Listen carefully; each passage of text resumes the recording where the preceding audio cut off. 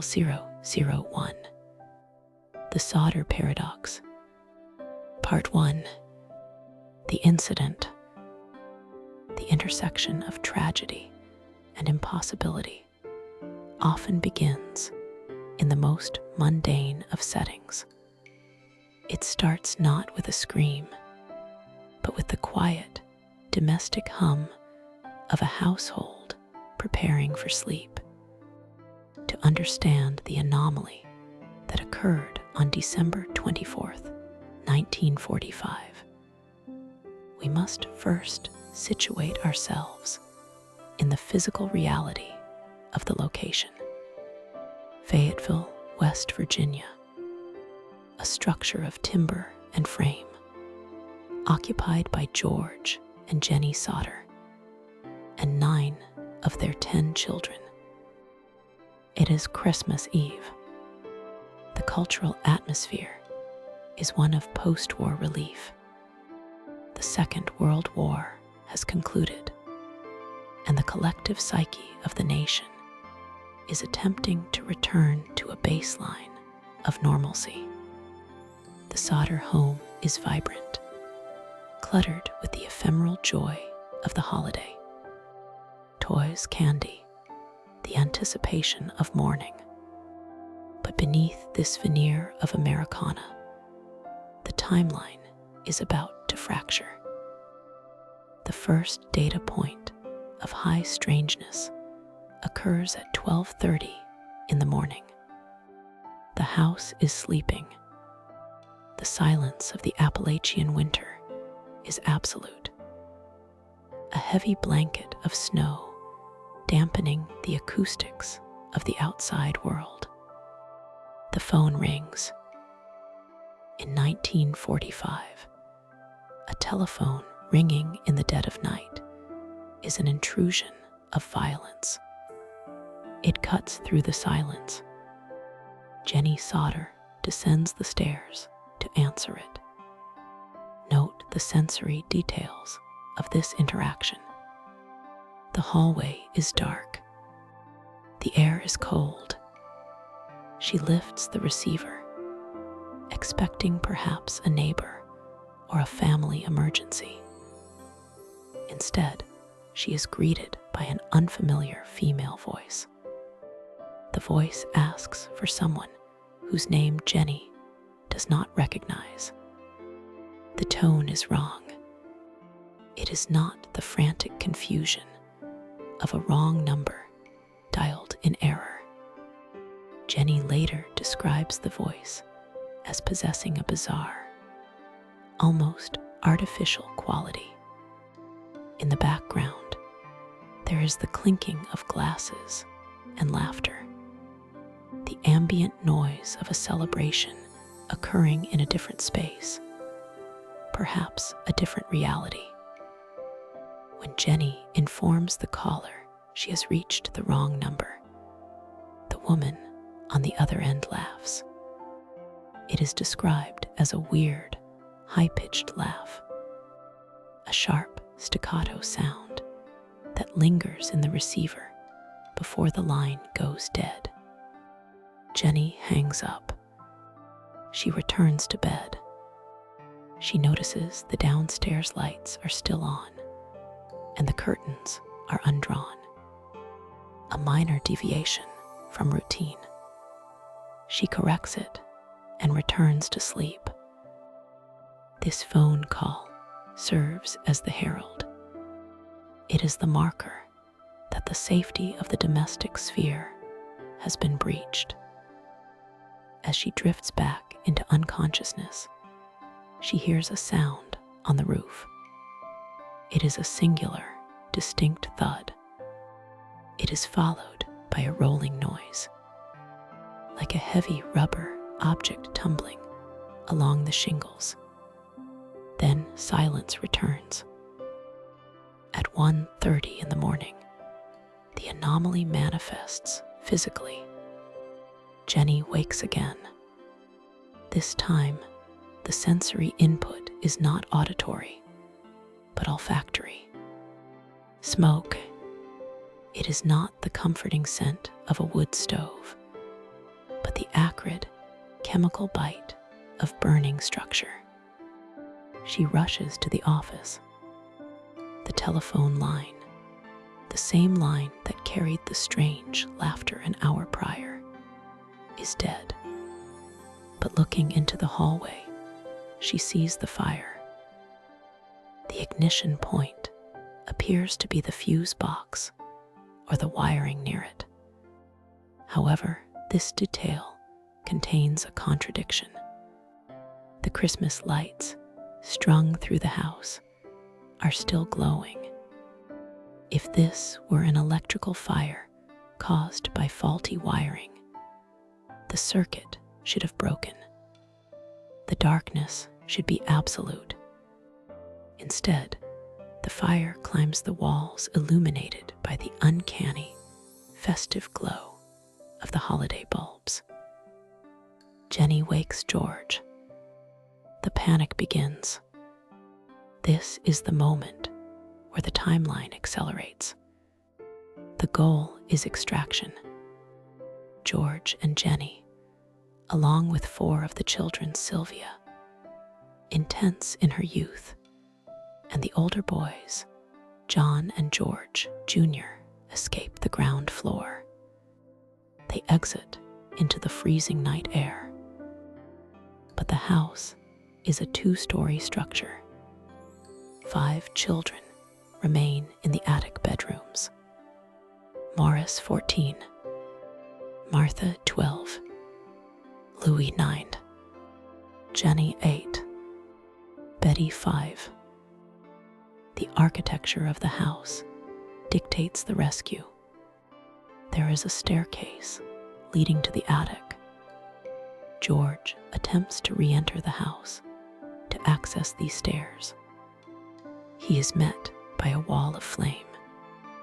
The fire is not behaving naturally. It is moving with an aggression and speed that defies the physics of a standard structural fire. The stairs are impassable. Here, the narrative shifts from a tragic accident to a series of mechanical and physical impossibilities. High strangeness often manifests as a series of failures, a conspiracy of inanimate objects. George Sodder is a pragmatic man. He owns a trucking company. He understands mechanics, logistics, and problem solving. He runs to the side of the house where a ladder is always kept. It is a heavy, solid extension ladder used for maintenance. It is a permanent fixture of the property's exterior. The ladder is gone. There is no time to search the perimeter. The fire is consuming the timber. George formulates a second plan. He has 2 coal trucks parked near the house. He plans to drive one of the trucks to the side of the building, climb onto the cab, and reach the attic window to pull the children out. George climbs into the first truck. He turns the ignition. The engine cranks, but does not catch. He tries again. Nothing. This is a vehicle that functioned perfectly the day before. He abandons it and sprints to the second truck. He turns the key. Silence. The engine refuses to turn over. Both vehicles, maintained by a professional mechanic, suffer simultaneous, catastrophic mechanical failure at the exact moment they are needed to preserve life. They are inert, heavy metal, useless statues in the snow. Desperation turns to improvisation. George attempts to scoop water from a rain barrel to throw onto the flames. The water is frozen solid. The ambient temperature has rendered it a block of ice. The parents and the 4 escaped children are forced to become spectators to their own nightmare. They stand in the snow, the cold biting at their skin, watching the house burn. They shout the names of the 5 children in the attic: Morris, Martha, Louie, Jenny, Betty. They wait for a response. They wait for a scream. They wait for the silhouette of a child to appear at the attic window, pounding on the glass. This is the most chilling aspect of the incident. The silence. Throughout the 45 minutes it takes for the house to be reduced to a basement full of ash. There is no sound from the attic, no screams of pain, no cries for help, no sound of movement. The fire roars, the wood cracks and splinters, the roof groans under the thermal stress, but the biological component, the human element, is entirely absent. It is as if the attic was empty before the fire began. The psychological toll of this moment cannot be overstated. George Sodder, with blood running down his arm from breaking a window in a futile attempt to enter, watches his life collapse. Jenny Sodder sinks into the snow, her mind unable to process the lack of auditory evidence from her children. A neighbor, noticing the inferno, attempts to call the fire department. The operator does not answer. Another neighbor drives into town to physically locate the fire chief, FJ. Morris. Even the emergency response is subject to a bizarre temporal dilation. The fire department is only 2.5 miles away, yet the trucks will not arrive until 8 in the morning. By the time the sun rises on Christmas Day, the Sodder home is no longer a structure. It is a smoking pit. The fire has burned itself out. The joyous clutter of the night before the toys, the candy, the furniture is gone. The family, traumatized and huddled together, waits for the firemen to sift through the ash. They brace themselves for the inevitable recovery of remains. They expect to see the charred bones of 5 children. They prepare for the finality of death. But the daylight brings a new horror. The fire chief and his crew begin to dig through the basement, which is now filled with the debris of the collapsed house. They sift through the cooling embers. They move beams and shovel ash. They find nothing. There are no bones. There are no teeth. There is no melted biological residue. In a fire of this nature, burning a wood frame house, the temperature would arguably reach roughly 1,500 to 2,000 degrees Fahrenheit. While this is hot, it is not hot enough to completely vaporize human bone. A cremation oven burns at similar temperatures for hours, and still, bone fragments remain. Yet, in the basement of the Sodder home, 5 human bodies have ostensibly vanished without a trace. The only things found are a few twisted pieces of metal and the remnants of kitchen appliances. The biological reality of the 5 children is missing. It is an impossibility. If they had died in the fire, the evidence would be there. If they had escaped, they would be standing in the snow. They are neither. As the smoke clears and the town of Fayetteville wakes up to the tragedy, the scene is one of stark, high-contrast confusion. The trucks that wouldn't start. George tries them again later that morning. They start immediately.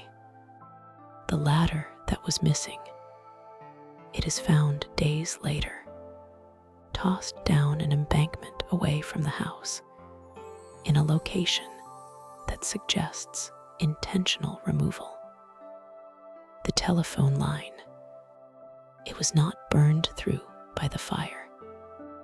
A repairman later reveals the line had been cut, severed cleanly with a tool near the top of the pole, 14 feet off the ground. Someone had to climb the pole to cut it.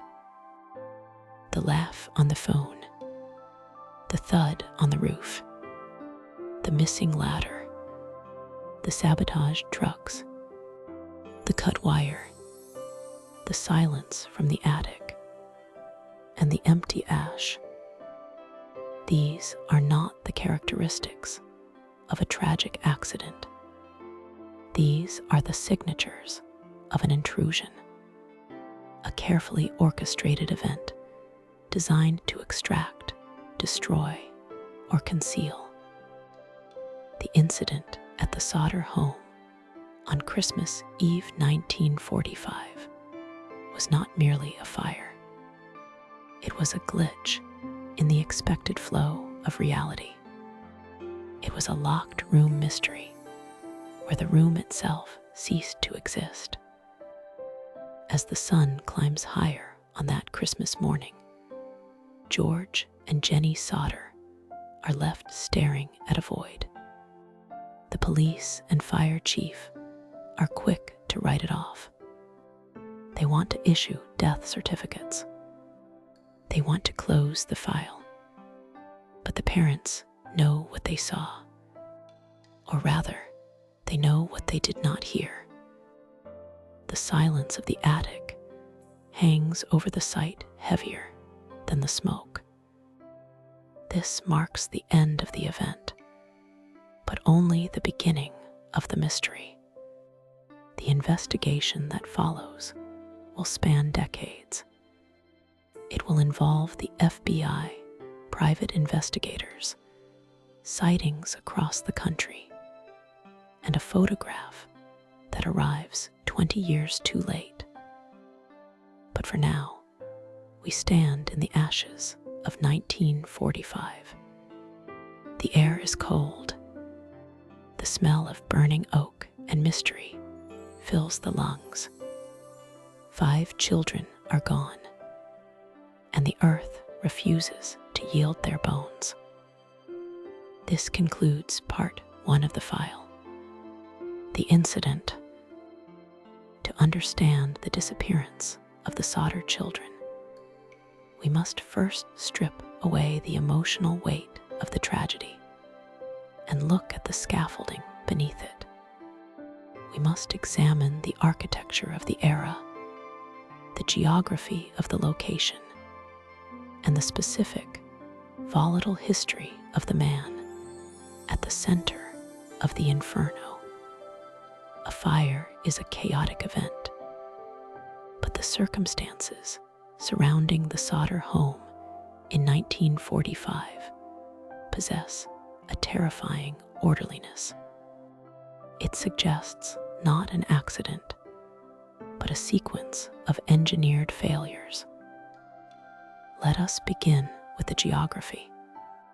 Fayetteville, West Virginia, sits on the rim of the New River Gorge. In the mid-1940s, this was coal country. It was a place of stark physical beauty and industrial brutality. The topography itself is isolating. The communities here were tight-knit, forged in the darkness of the mines and the shared hardship of the Appalachian experience. But they were also segregated by heritage and ideology. This brings us to the patriarch, George Sodder. To the casual observer in Fayetteville, he was a successful businessman, a hauler of coal and dirt, a man who had built a comfortable middle-class life from nothing. But George was born Giorgio Sodder in Tula, Sardinia, in 1895. He immigrated to the United States at the age of 13. There is a singular, obscure detail about George's migration that is often overlooked, but is critical to the psychological profile of this case. George Sodder never spoke of why he left Italy. The topic was strictly forbidden within the household. He did not return to his homeland, and he maintained a stoic silence regarding his youth. This silence suggests a trauma or a conflict left behind, a shadow that followed him across the Atlantic. What he was vocal about, however, was politics, and this is where the cultural moment of 1945 becomes the primary suspect. George Sodder was vehemently anti-fascist. In the years leading up to World War II, and throughout the conflict, he did not hide his disdain for Benito Mussolini. In an Italian immigrant community that took pride in the strongman image of Il Duce, George was an outlier. He was vocal, abrasive, and unyielding in his criticism. We must remember the atmosphere of the time. The war in Europe had ended in May of 1945.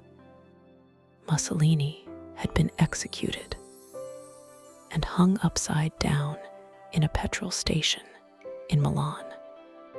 For the majority of the world, the threat was neutralized. But for the true believers, for the sleeper cells of ideology nestled in the hills of West Virginia, the war was not over. It had simply changed venues. The animosity against George was not just a disagreement between neighbors. It was a proxy war. Months before the fire, an insurance salesman visited the Sodder home. He was turned away, but not before delivering a chilling prophecy. He told George that his house would go up in smoke and his children would be destroyed. He explicitly cited George's critical remarks about Mussolini as the reason. At the time, George dismissed this as the bluster of an angry man. In hindsight, it reads like a statement of intent.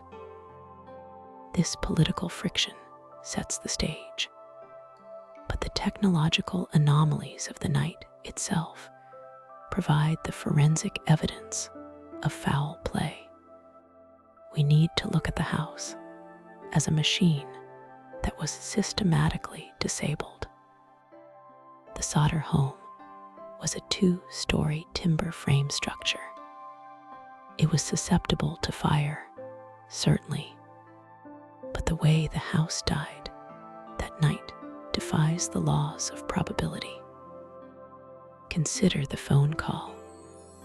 At 12:30 in the morning, the phone rang. Jenny Sodder answered. She heard a female voice she did not recognize, asking for a name she did not know. In the background, There was the sound of glasses clinking and laughter. It was the ambient noise of a party.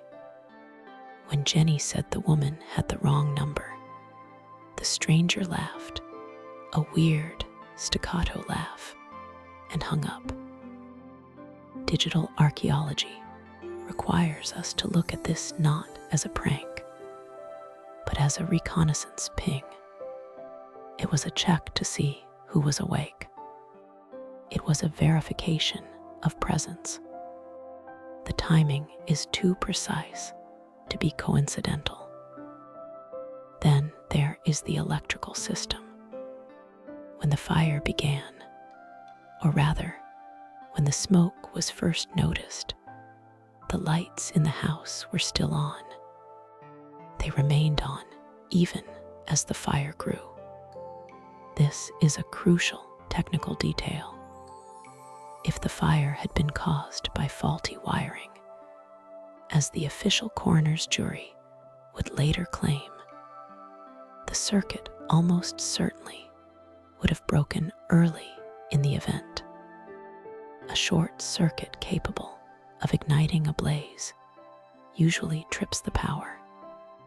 The fact that the lights remained illuminated suggests the fire did not start within the walls of the electrical system.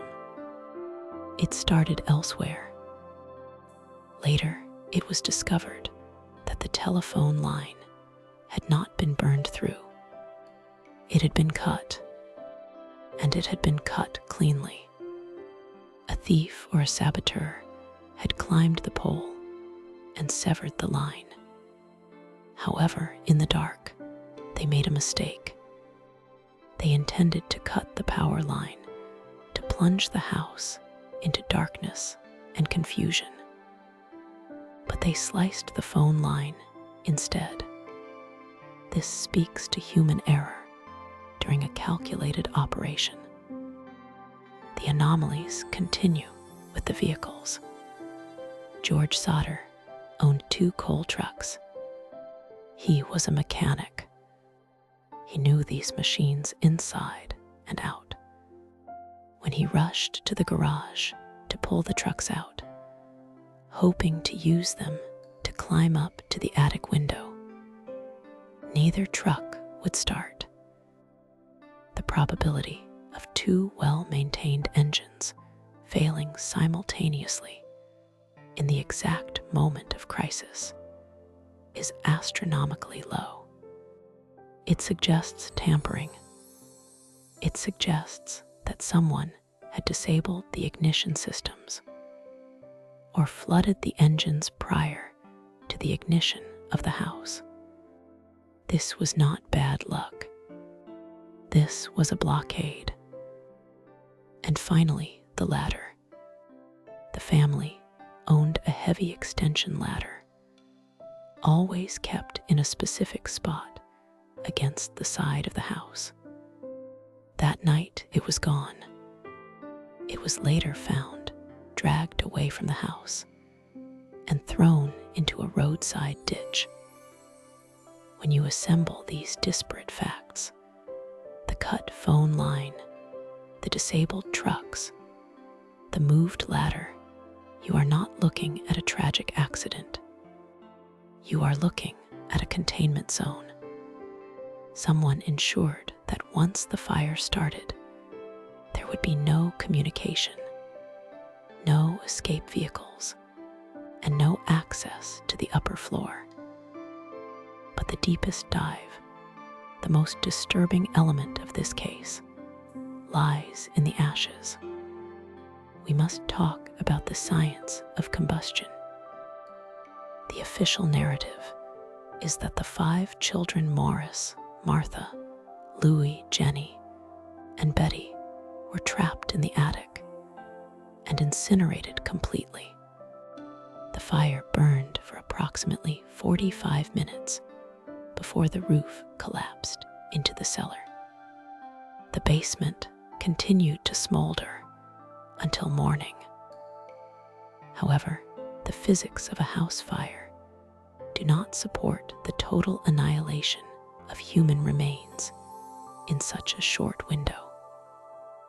To reduce a human body to ash requires a temperature of roughly 2,000 to 2,500 degrees Fahrenheit, sustained for 2 hours or more. Even in a professional crematorium, bone fragments remain. The skull, the teeth, the vertebrae, these are resilient structures. They do not simply evaporate. The Sodder home was a wood frame house. It was full of furniture and coal, yes, but it was an open-air burn. It was not a pressurized kiln. House fires typically burn at around 1,100 degrees Fahrenheit. In a fire of that duration, you would expect to find charred bodies. You would certainly expect to find skeletons. On Christmas morning, when the smoke cleared and the family sifted through the basement ash, they found nothing. No skulls, no long bones, no teeth.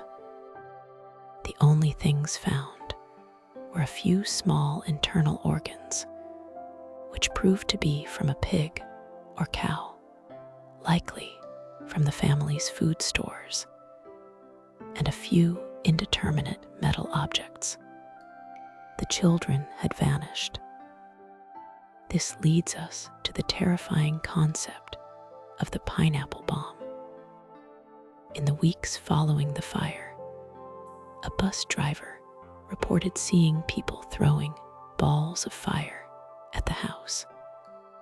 Years later, while George was digging in the garden near the site of the home, he unearthed a hard, rubberized object.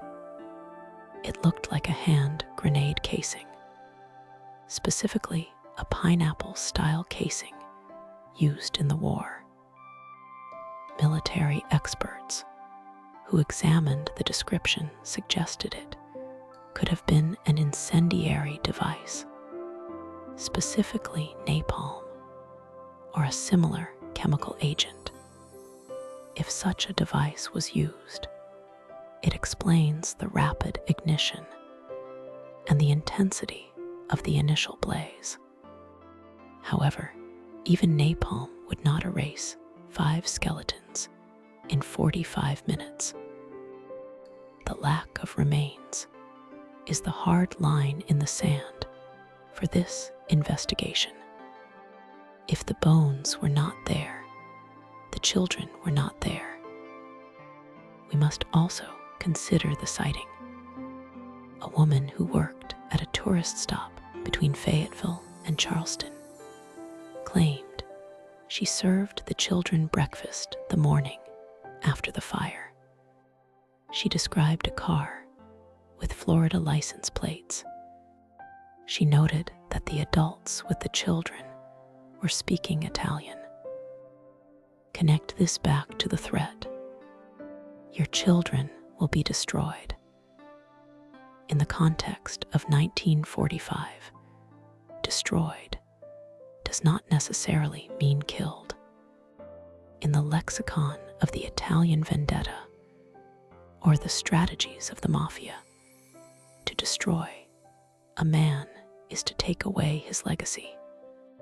To make his children disappear is a fate worse than death. It is an open wound that never closes. The era allowed for this. There were no Amber Alerts. There were no national databases or DNA testing. The interstate highway system was in its infancy, but the roads out of the Appalachians were dark and unpatrolled. If you could get a car down the mountain and onto the main route, you could be in a different state by sunrise. A group of children could be absorbed into an orphanage or moved into a network of safe houses within the Italian-American underground, and their identities could be scrubbed clean with a terrifying efficiency. So here we stand in the ashes of the deep dive. We have a motive rooted in the political turmoil of post-war Europe. We have a crime scene that exhibits signs of professional sabotage, cut wires, disabled engines, hidden ladders. We have a fire that defies the laws of thermodynamics by leaving no physical evidence of the victims. The silence of the bones speaks louder than the roar of the fire.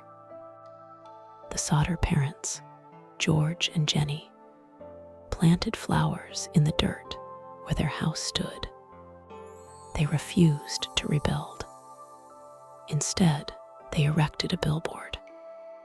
It became a landmark of high strangeness on the side of Route 16. It displayed the grainy, black and white photos of the 5 smiling children, offering a reward for information. But as we move forward in this analysis, we must ask ourselves, if they were taken, where did they go? And why, decades later, did a photograph arrive in the mail that seemed to show one of the boys grown into a man? The context suggests that the Sodder children were not casualties of a fire. They were casualties of a secret war, stolen in the night to punish a father who refused to bow to a dictator. The house was not a coffin. It was a distraction. In the next part, we will examine the investigation, the botched police work, and the strange clues that surfaced years later, suggesting that the children were watching from the shadows the whole time. Part 3. The investigation. The sun rose over Fayetteville, West Virginia, on Christmas morning, 1945, illuminating a scene of absolute devastation. What remained of the Sodder residence was a smoking cellar hole, a scar of carbon and ash against the white snow. But the true horror was not what was found in the wreckage, but what was absent.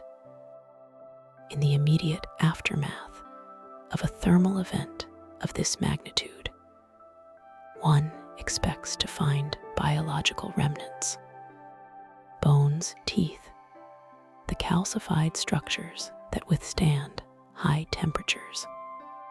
The fire had burned for roughly 45 minutes before the roof collapsed.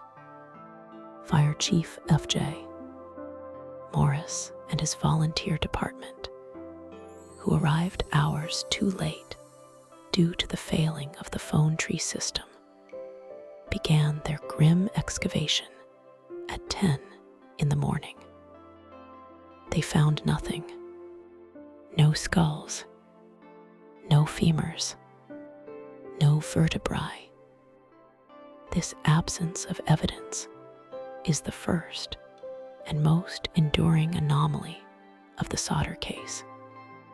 It is the singularity around which all subsequent theories orbit. The initial finding from the local authorities was death by accidental fire due to faulty wiring. The coroner issued 5 death certificates on December 30th, attributing the causes to fire and suffocation. The file was, for all intents and purposes, closed before the ash had fully cooled.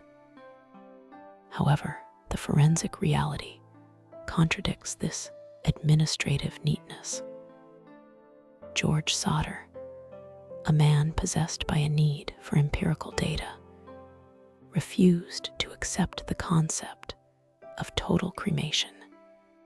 He planted a facsimile of the home's footprint and burned animal bones, specifically beef liver and beef bones, at temperatures exceeding those of a wood frame house fire.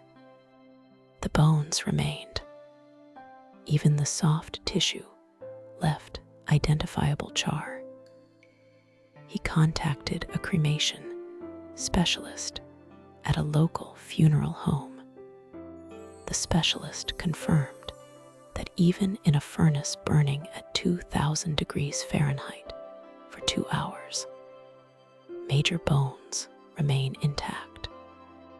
The Sodder home burned for less than an hour. The physics simply do not align with the official narrative.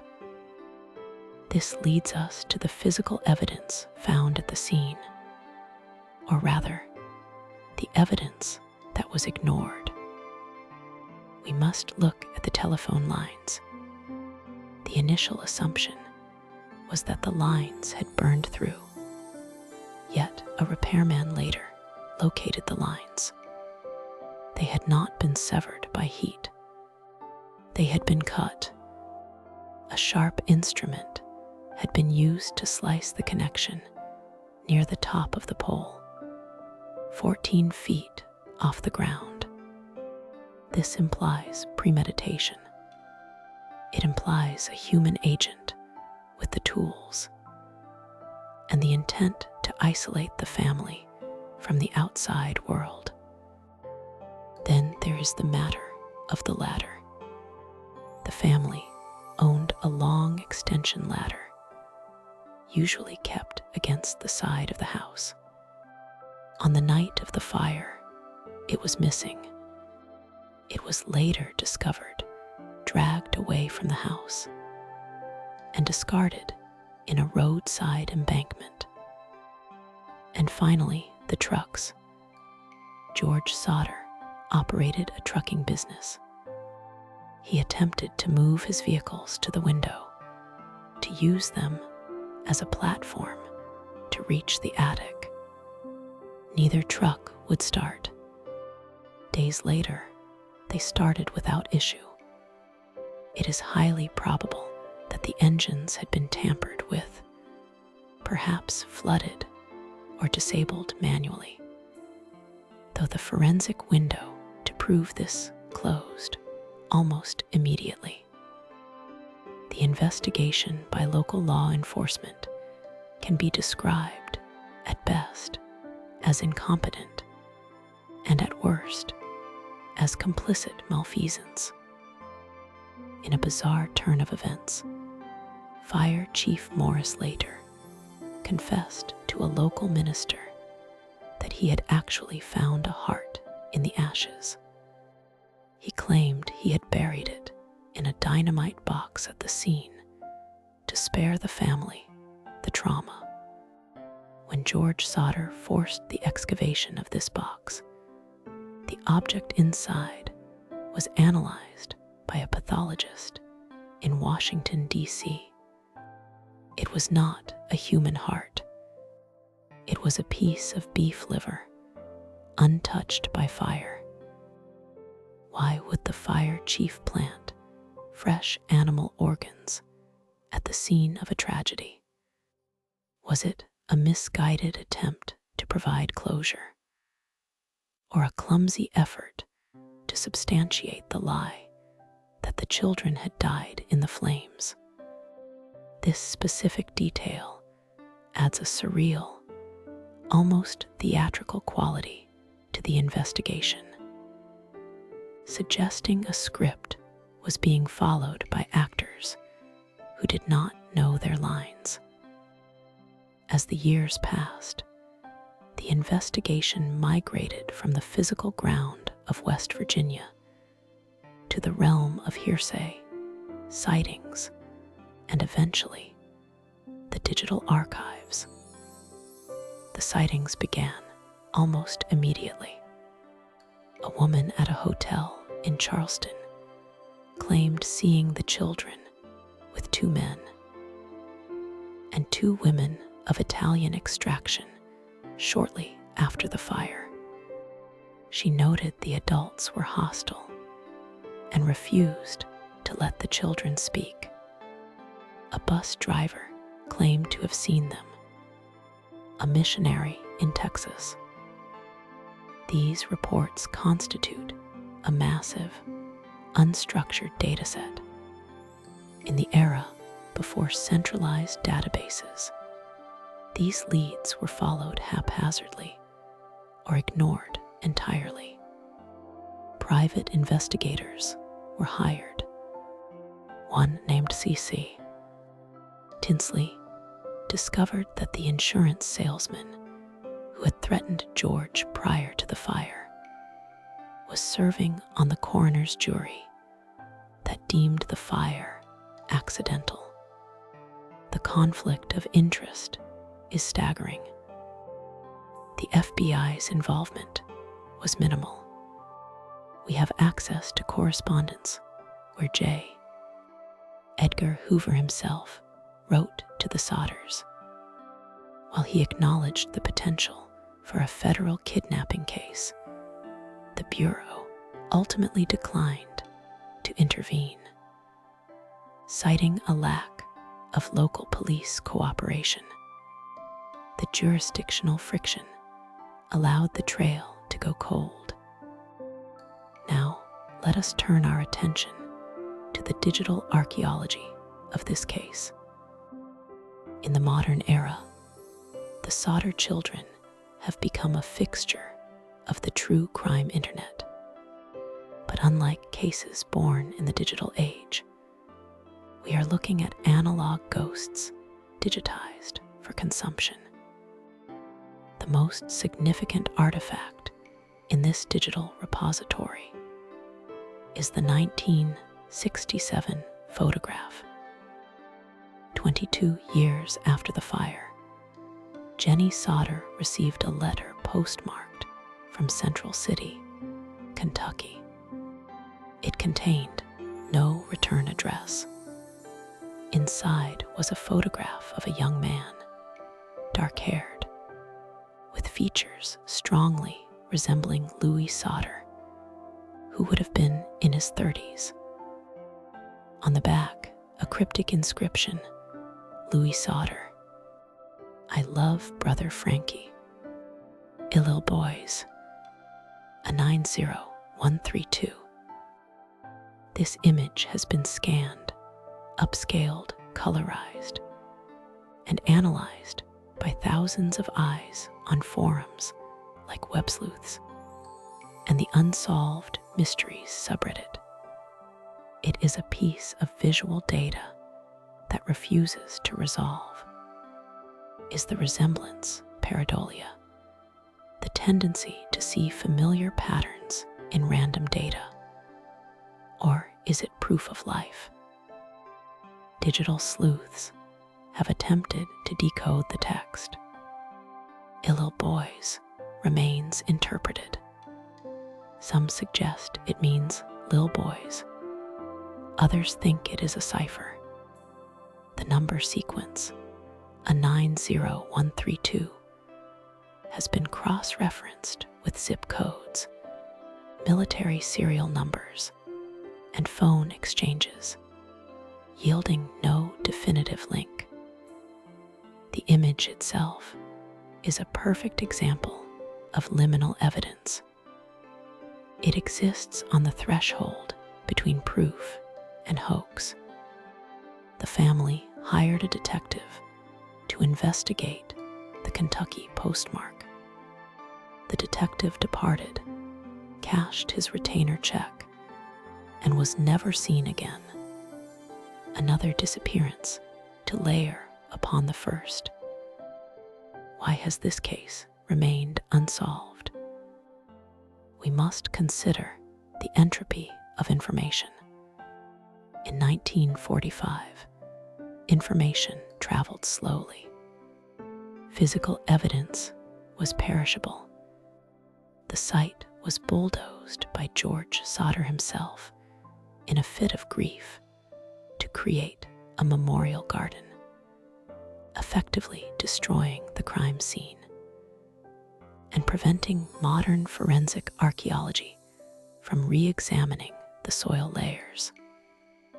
The theories that populate the forum threads today range from the plausible to the conspiratorial. Theory 1. The Mafia Connection. George Sodder was an outspoken critic of Mussolini in an Italian-American community in the 1940s. This was dangerous. The insurance salesman who threatened him explicitly mentioned his criticism of Il Duce. Was the kidnapping a political retribution? The complexity of kidnapping 5 children and transporting them unseen suggests an organized network, something the mafia possessed. Theory 2. The black market adoption ring. There were documented instances in Tennessee and Georgia during this era of children being stolen and sold to wealthy families. The Sodder children were attractive and intelligent. If the house was set on fire as a diversion, the children could have been ushered into a waiting vehicle while the parents were disoriented. Theory 3. Local retribution. George was a successful businessman who did not bow to local pressures. The cut phone lines and the tampering with the trucks suggest a local perpetrator who knew the layout of the property. However, all theories hit the same wall: the silence.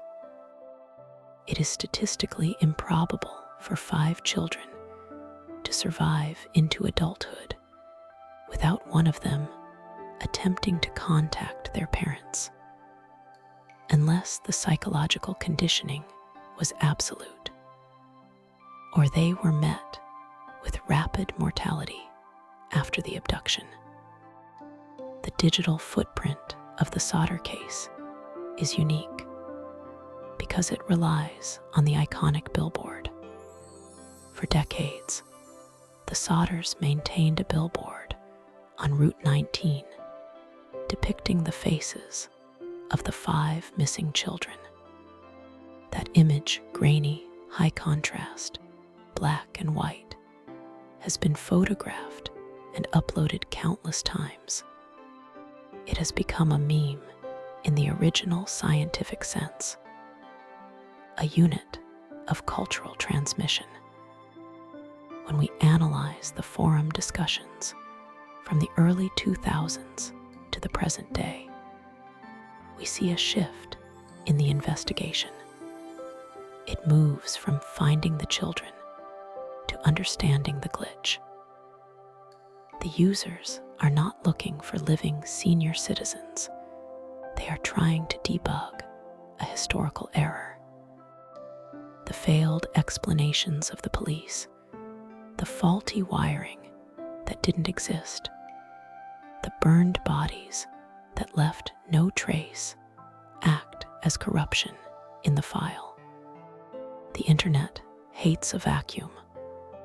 Where facts are missing, speculation fills the void.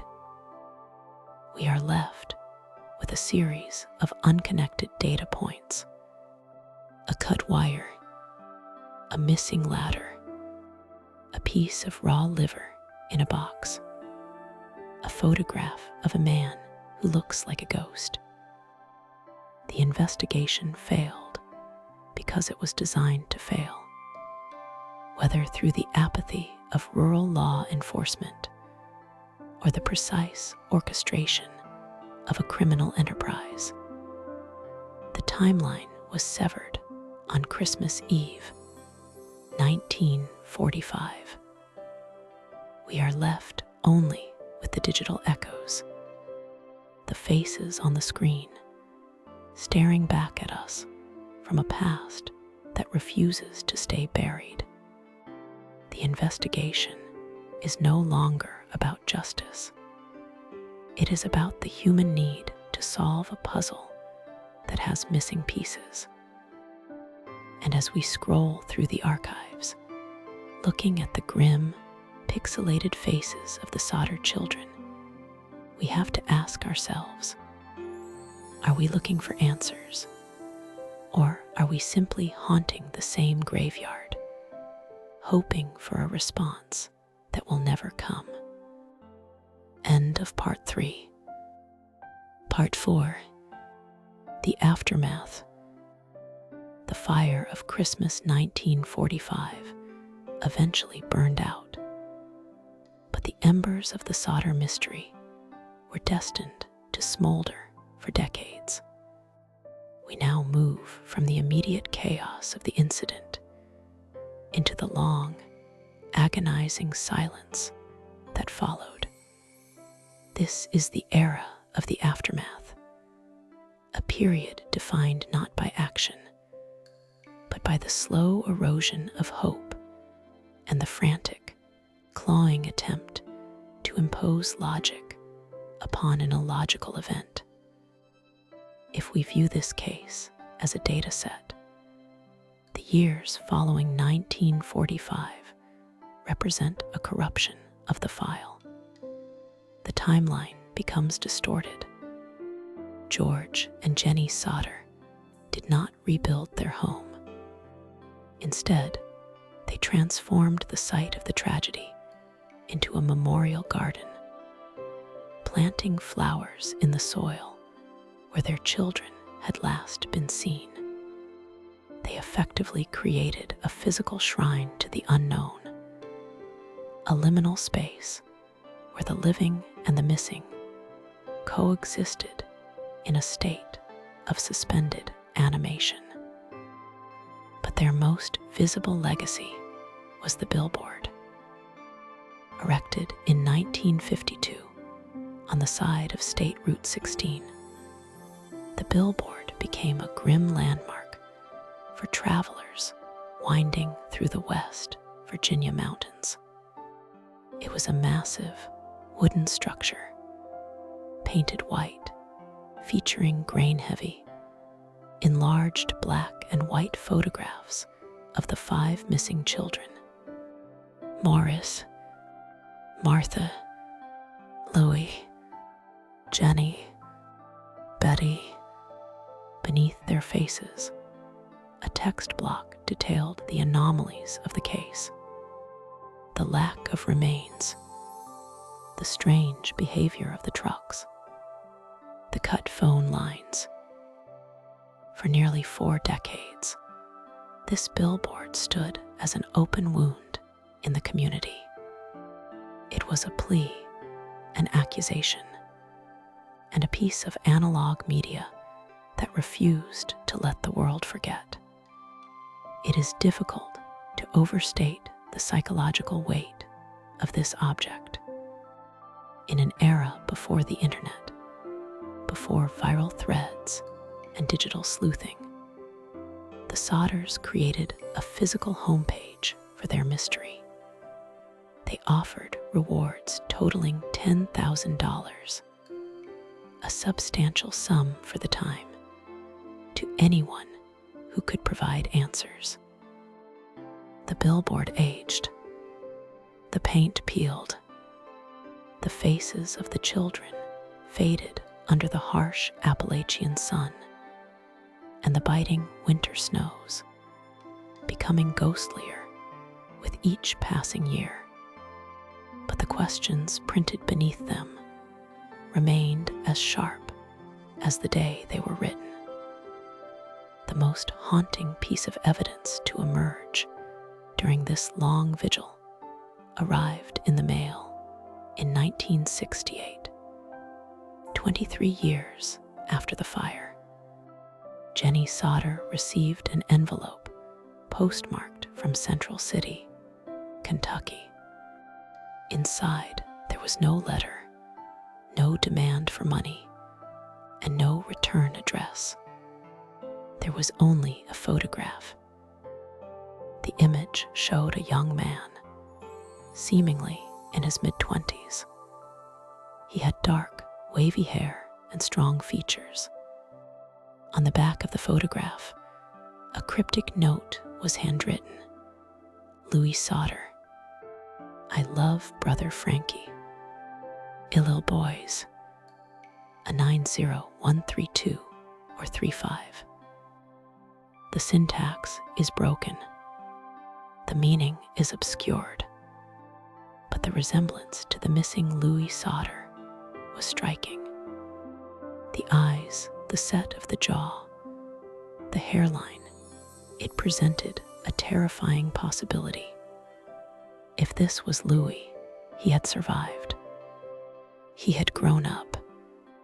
He was alive, somewhere in Kentucky, aware of his identity, but unable or unwilling to return. The Sodders hired a private investigator to track the origin of the photo. The investigator traveled to Kentucky. He never reported back. He simply vanished from the narrative, taking his findings, if he had any, into the void. This is a recurring motif in the Sodder case. Anyone who digs too deep seems to encounter a wall of silence. George Sodder died in 1969, a year after the photograph arrived, his heart finally giving out after 2 decades of relentless searching. Jenny Sodder continued to wear black for the rest of her life, tending to the garden over the invisible remains of her house, until her death in 1989.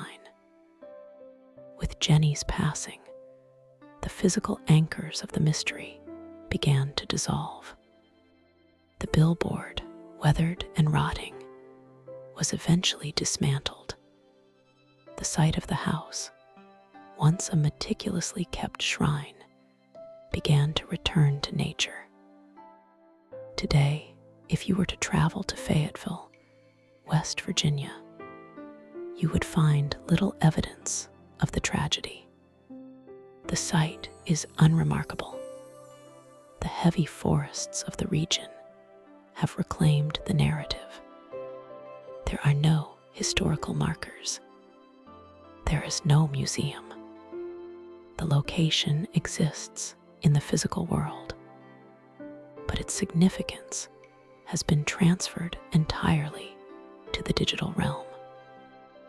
This is where the digital archaeologist must now work.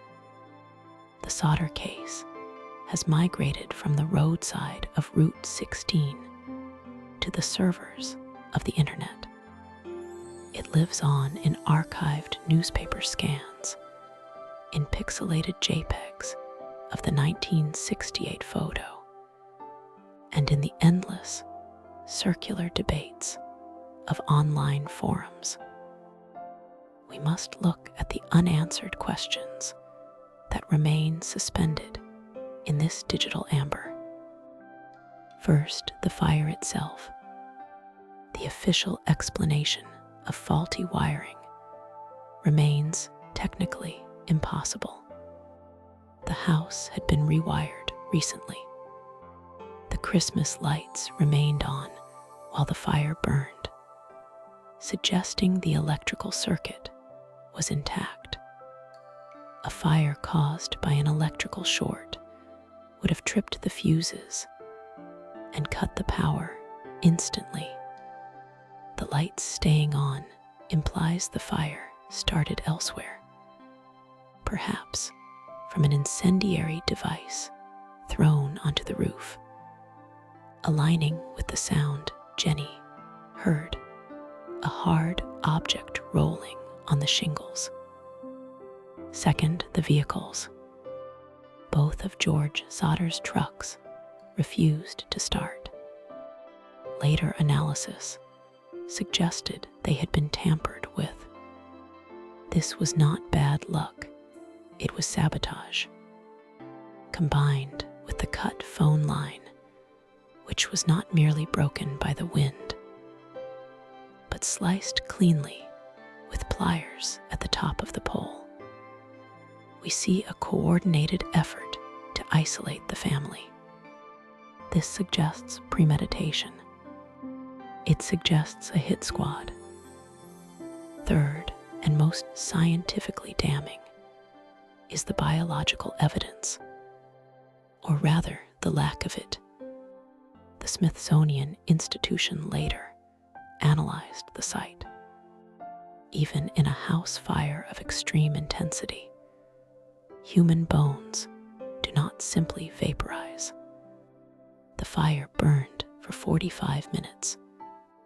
For bones to be completely destroyed, they must be subjected to sustained temperatures of over 2,000 degrees Fahrenheit for 2 hours or more. The Sodder house was wood and plaster.